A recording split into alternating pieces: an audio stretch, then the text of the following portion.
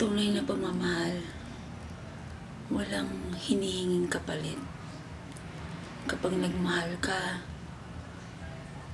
kahit ano pa siya, talagang hindi matatawaran ang tunay na pagmamahal. May mga bagay tayong nakita sa kanya na kahit sinasaktan tayo, nandiyan pa rin tayo sa kanya. May mga taong nagmamahal pero gusto may hinahanap na kapalit. May nagmamahal din na mahalin lang nila yung tao kahit hindi sila mahalin.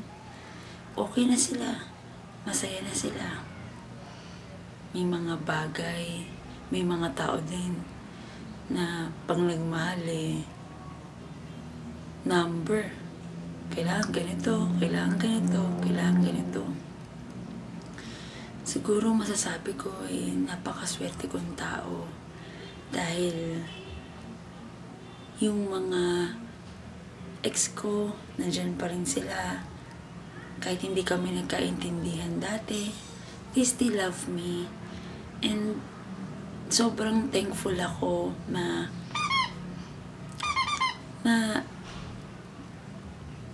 alam mo yun, yung kahit hindi naging okay, nandyan sila. Kasi alam nila na matino akong tao. And iba yung deep relationship na naranasan namin sa isa't isa. Yung mga, siguro, bago kayo pumasok sa isang relasyon, siguraduhin muna nyo na mahal kayo ng tao. Kaya nagkakilanlan muna kayo. Actually, hindi ako naniniwala sa ganun. Pero ngayon parang naniniwala na ako. Dapat kasi alamin nyo muna lahat ng pagkatao ng tao. Hindi natin alam and make sure na mahal kayo. Na kahit mag-away kayo, hindi kayo iiwan.